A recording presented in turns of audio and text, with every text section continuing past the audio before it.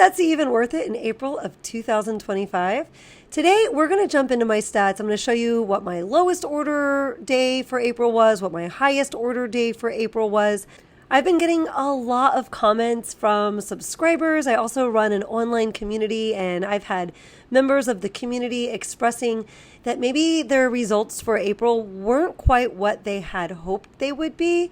And so we'll kind of address at the end of this video, also after we've gone into my numbers, why some sellers might be really happy with their April results while other sellers might not be. What's the different thing that the sellers that are super happy are doing that the sellers that aren't happy with their results might not be doing?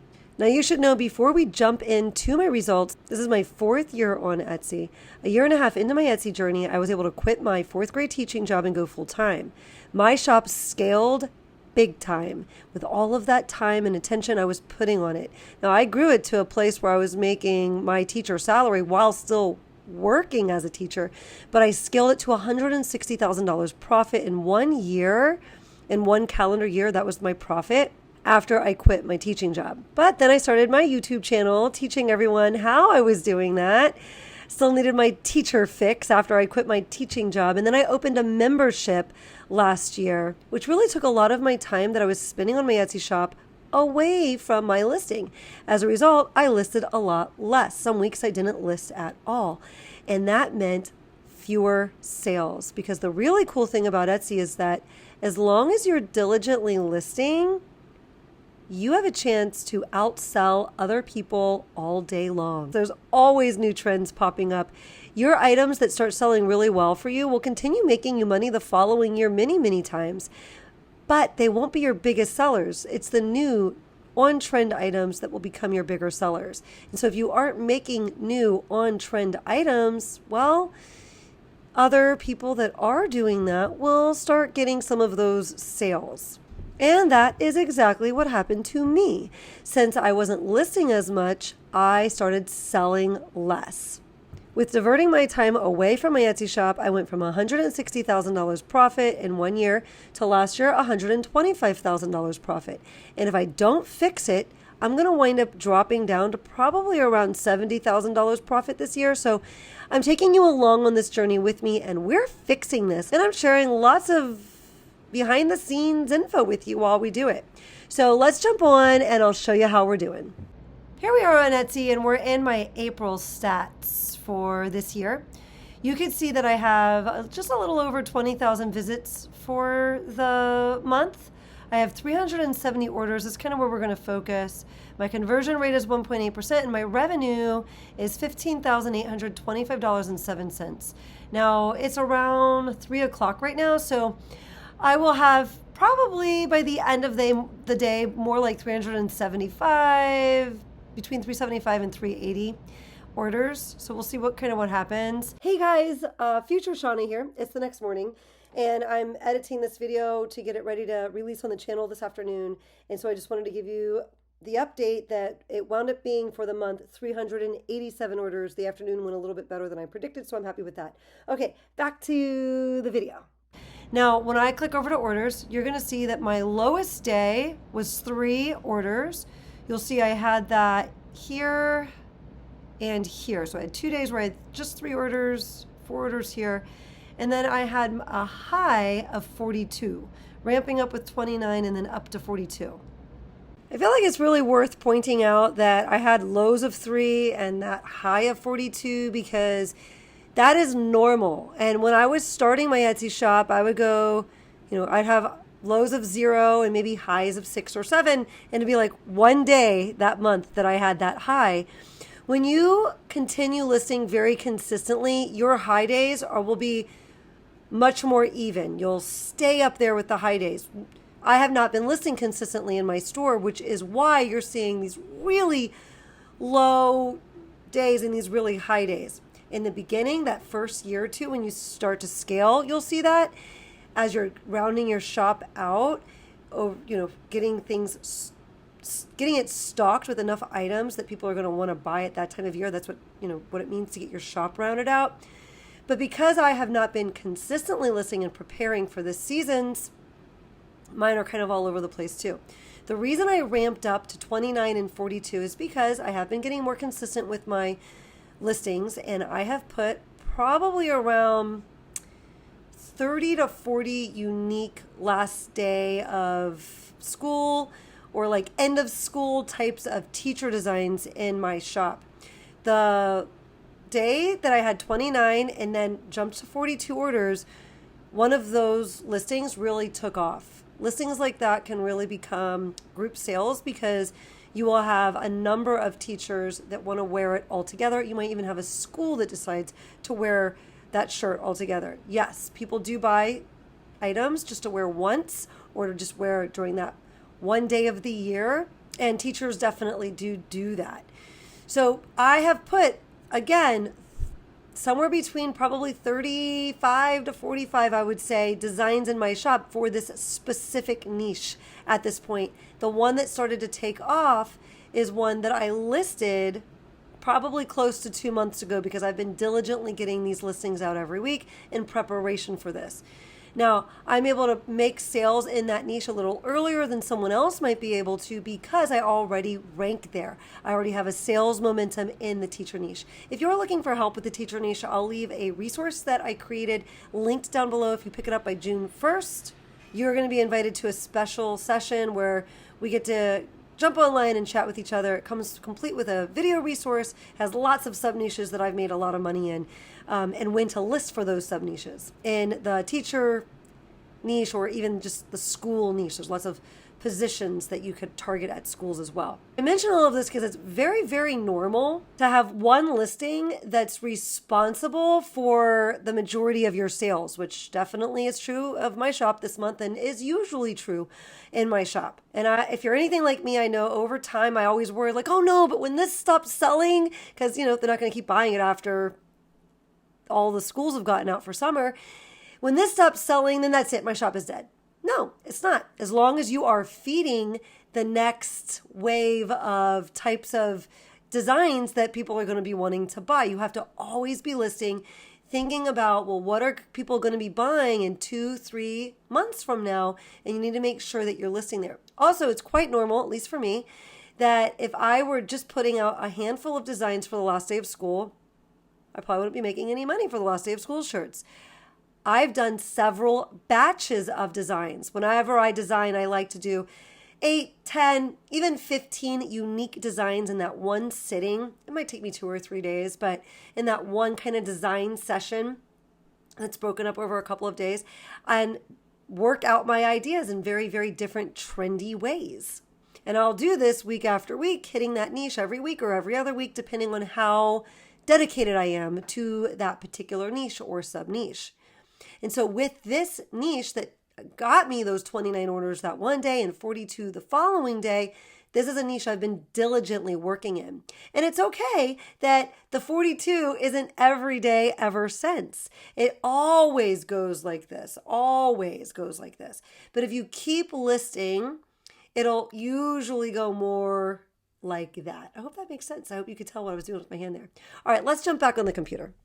Now, when we compare this to 370 orders this month, what's kind of fun, let's just look at this year. My goal this year is to make sure that my orders go up each month.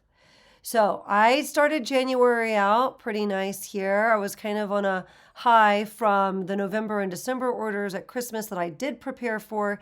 And so I had a good sales velocity going into January.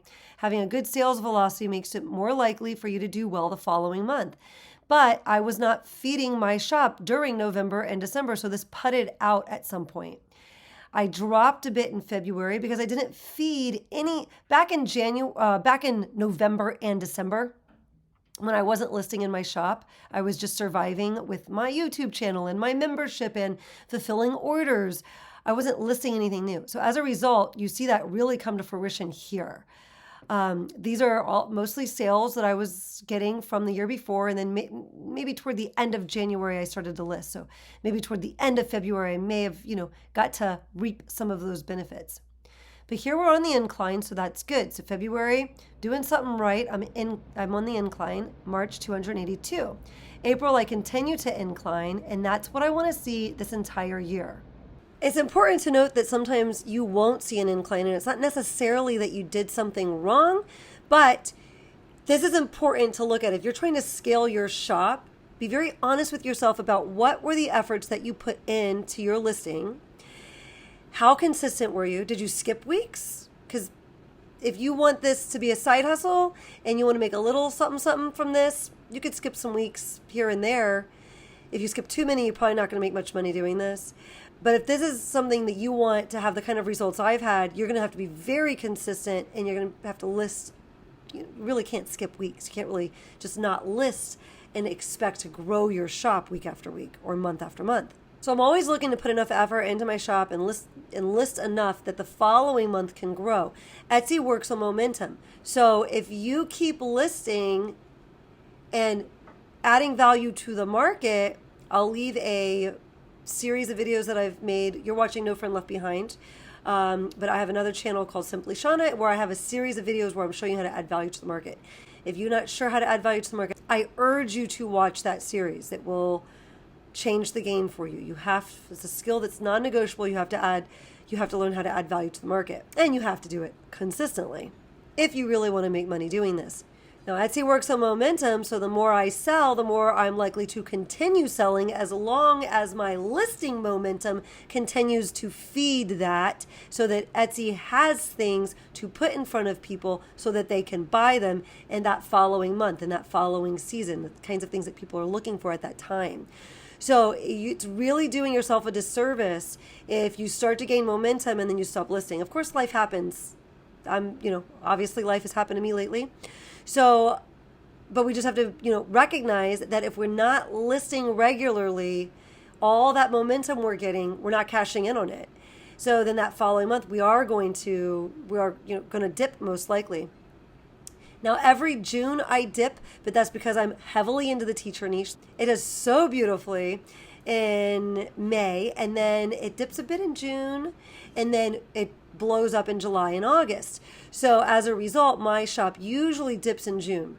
So if you are not subscribed to the channel and you want to make sure you don't miss any of these numbers reports, go subscribe now. And if you're enjoying this report, please take a second, go boop that like button so I know that you're enjoying these videos and that I should keep making them.